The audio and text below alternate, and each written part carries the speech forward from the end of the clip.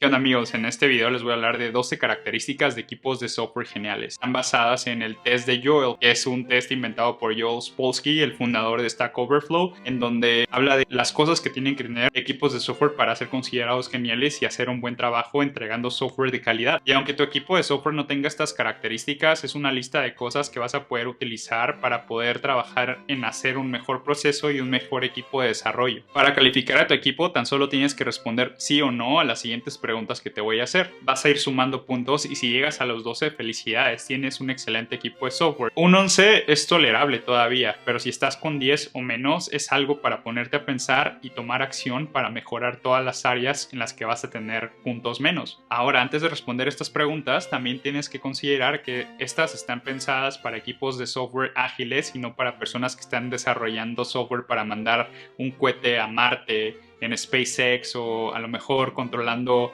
un sistema en una planta nuclear. Esto está pensado para gente que está liberando software a lo mejor en sprints y con estos tipos de consideraciones. Y también algunos puntos tienen que ser un poco más flexibles. Por ejemplo, en algún punto te voy a hablar de QA y tener testers en tu equipo y de que esto va a ser sumamente importante, pero a la vez considera que si estás en un startup o en un equipo muy pequeño de 2 o 3 personas, la idea es que estén liberando software para encontrar product market fit y no necesariamente van a tener presupuesto para contratar testers. Entonces, esto también lo vas a tener que considerar al calificar a tu equipo y entender que si no hay testers, el tester eres tú. Entonces, con esto en mente, vas a poder calificar mejor a tu equipo y darle tal vez a lo mejor hasta un 0.5 quizás, porque recuerda que entre más chica sea la startup, mayor número de generalistas que van a tener en el equipo y la mayor cantidad de cosas que vas a tener que estar haciendo tú solo. Soy Ignacio Alonso, ingeniero de software y maestro de programación. En este canal te hablo de las cosas que me hubiera gustado saber cuando empecé mi carrera como desarrollador, como tips de habilidades interpersonales y demás contenido enfocado a ayudarte con tu carrera de ingeniería de software. Entonces empecemos con el video. Pregunta número 1. ¿Usas control de versiones? Cuando digo control de versiones estoy hablando de algo como Git o CVS, por ejemplo, en donde puedes utilizar plataformas como GitLab o GitHub para guardar con Git tus repositorios de código y tener un historial sincronizado de quién hizo qué cosa hizo, qué cosas cambió y por qué. Recuerda que Git es una herramienta que te ayuda a responder 3 preguntas. ¿Cuándo se hizo algo? ¿Por qué se hizo? Y sobre todo, y más importante, ¿quién lo hizo? Entonces, teniendo claridad en todo esto, vas a poder tener un mejor proceso en tu equipo para poder liberar software de forma ágil. Es muy difícil poder liberar software rápido si vas a tener que estar teniendo conflictos de cómo guardar la información, cómo actualizar la información, y si estás trabajando en el mismo archivo con otro desarrollador va a ser casi imposible ponerse de acuerdo con las líneas de código que estás cambiando y las líneas de código que está cambiando la otra persona. En este momento es sumamente importante que todos los equipos de software usen algo como Git o parecido como un control de versiones para poder guardar y trabajar con código de manera colaborativa. Entonces, eventualmente, si quieres evitar tiempo perdido trabajando en arreglar errores o recuperando información de un USB que tienen en algún cajón de alguna oficina, puedes utilizar Git para siempre tener la versión más actualizada y que todos los desarrolladores incluso tengan el código y su histórico guardado en sus computadoras. Esto les va a permitir también que puedan respaldar la información y utilizarla después en dado caso que se pierda en su sistema de guardado principal. Segunda pregunta es si puedes hacer un release de tu proyecto en un solo paso. Esto te va a poner a pensar en tu proceso de release y cuántos pasos tienes que hacer para poder liberar tu aplicación. En los equipos geniales hay un script automatizado que se encarga de correr todas las pruebas necesarias en el código, hacer todo el linting necesario para corregir errores de estilo y compilar el código o corregirlo de la manera que se tenga que hacer automatizada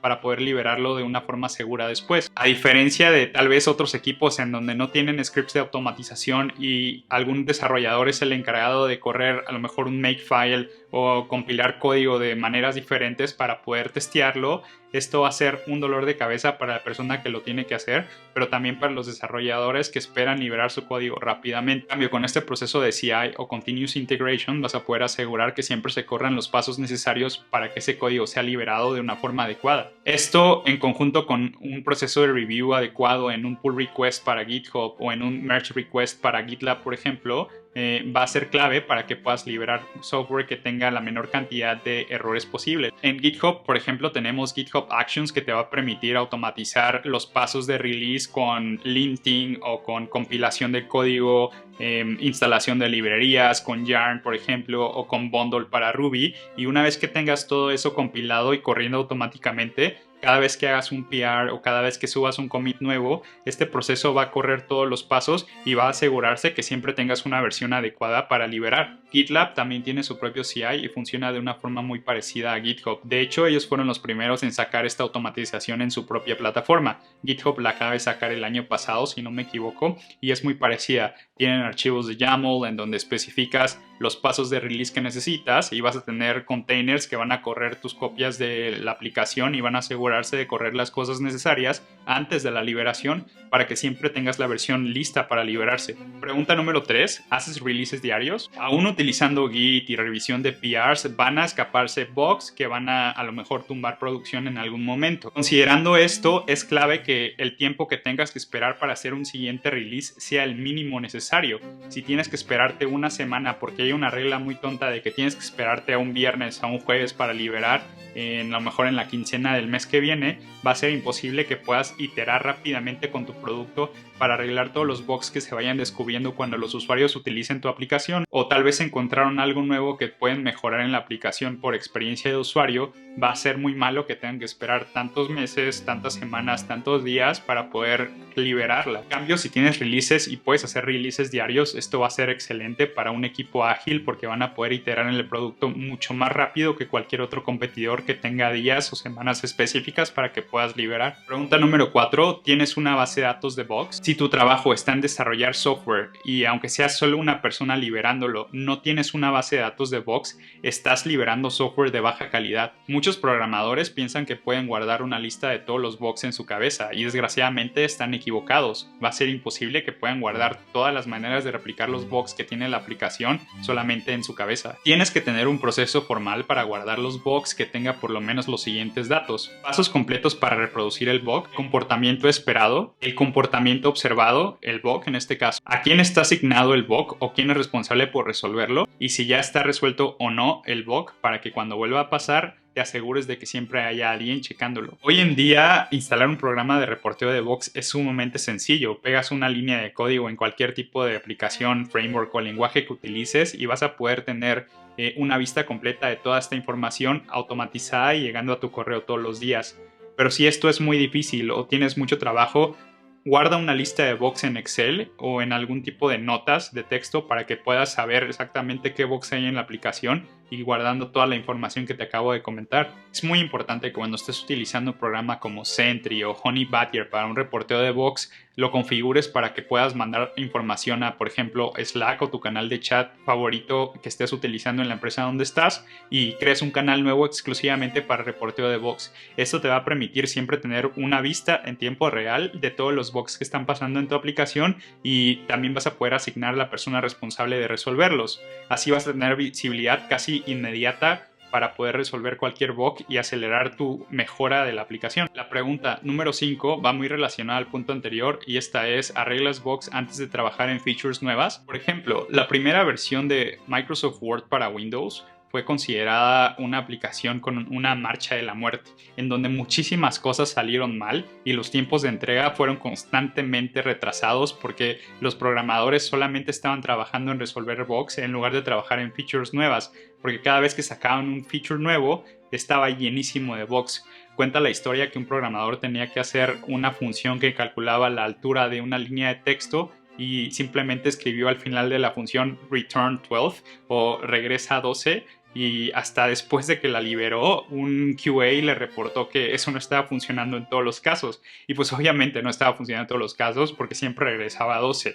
Entonces, este tipo de situaciones eran porque los project managers estaban más preocupados por liberar programas y liberar aplicaciones y funcionalidades y no por reparar las cosas que estaban escribiendo los desarrolladores. Esto causó que ellos tuvieran que trabajar a horas extra, tuvieran que retrasar constantemente las fechas, no las cumplían, pero al final, cuando terminaron el programa, Microsoft les pagó unas vacaciones a Cancún a todo el equipo, se fueron a descansar mientras ellos se preguntaron qué era lo que había salido mal. Después de que Microsoft analizó la información, se dio cuenta que los bugs estaban saliendo porque no les daban tiempo a los desarrolladores de resolver las cosas que sabían que estaban mal. Así que Microsoft adoptó una metodología llamada cero defectos. Esto significa que en cualquier momento del desarrollo la prioridad máxima era reducir los bugs y eliminarlos completamente antes de trabajar en cosas nuevas. Y es que si lo piensas, entre más tiempo esperas en arreglar un bug, más tiempo y recursos estás gastando. Y es que imagínate esto, escribir código nuevo es mucho más fácil que arreglar un bug que escribiste hace tiempo.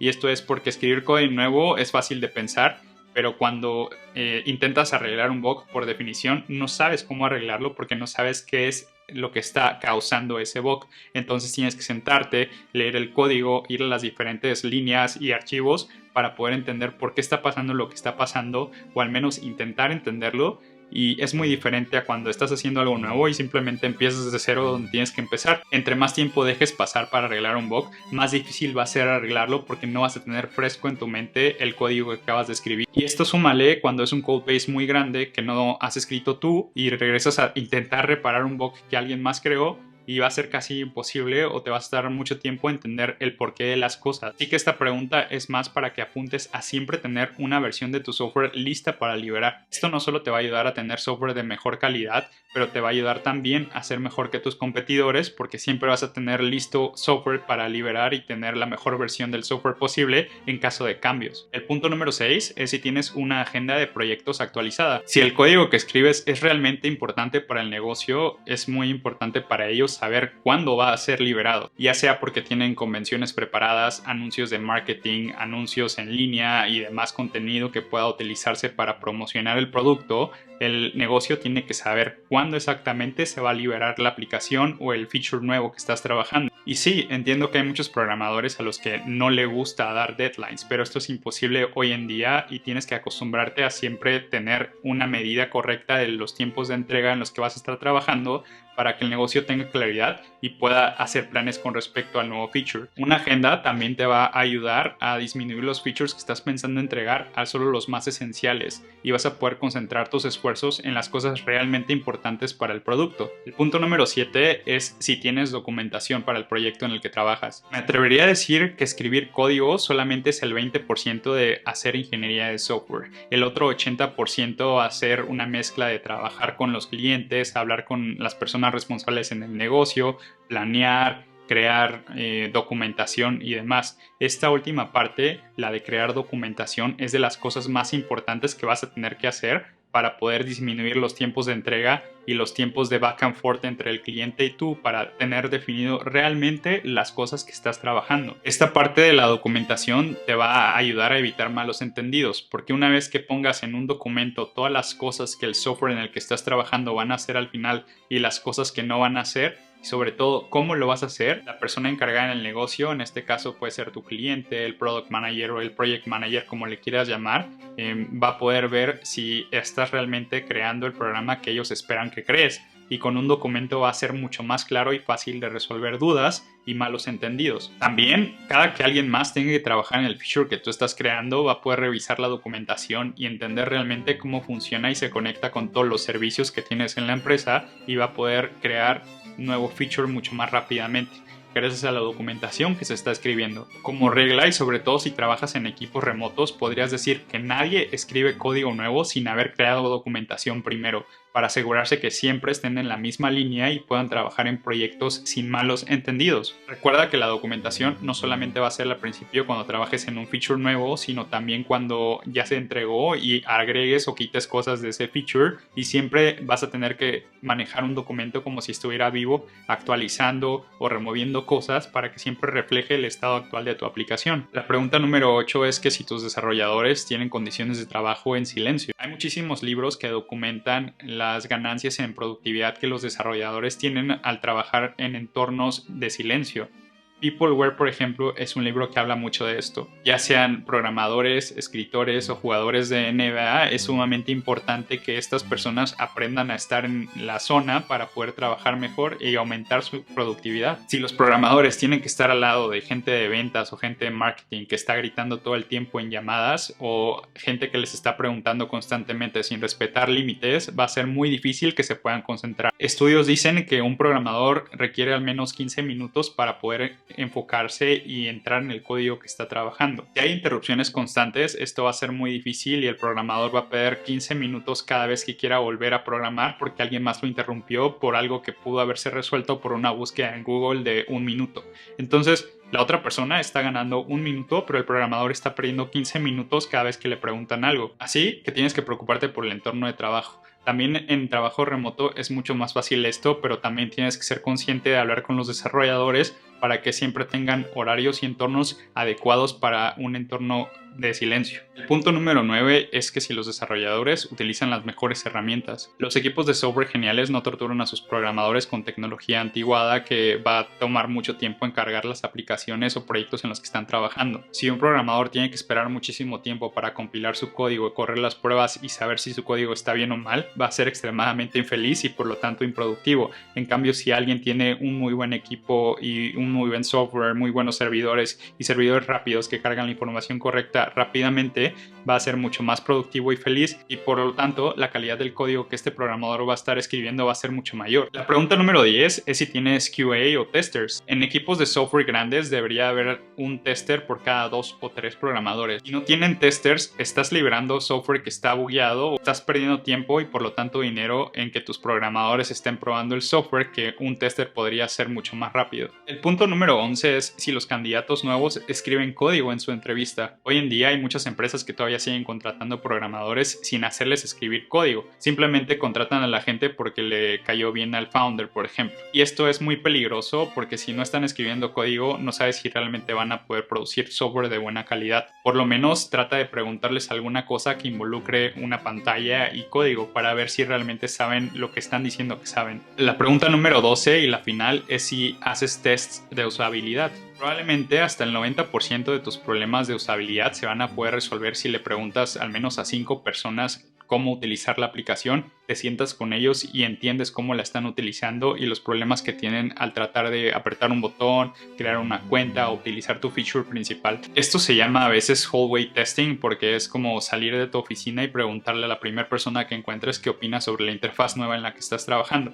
Pero si te acostumbras a hacer esto, te va a ayudar a mejorar muchísimo tu producto y no necesitas hacer muchas más pruebas más que preguntarle a 5 personas. En conclusión, estas son las 12 preguntas que vas a poder hacerte para saber en dónde estás de acuerdo al Joel's Test, y entre más cosas tengas, mejor va a ser tu equipo y más la calidad de software que vas a estar liberando. También vas a poder utilizar estas preguntas para poder tomar un plan de acción y saber en qué enfocarte para aprender cosas nuevas. Por ejemplo, tal vez sea bueno que aprendas cosas de CI Build para poder automatizar mejor tus releases o empezar a hacer más documentación y escribir mejor las cosas que estás haciendo antes de hacer el código para evitar malos entendidos y mejorar la calidad del software desde un principio. Te voy a dejar también por aquí otro video llamado las 7 cosas más importantes que el dinero en programación, que creo que va muy relacionado a este tema que acabamos de ver. Espero que el video te haya gustado y haya sido de mucha utilidad para ti. Nos vemos. Peace.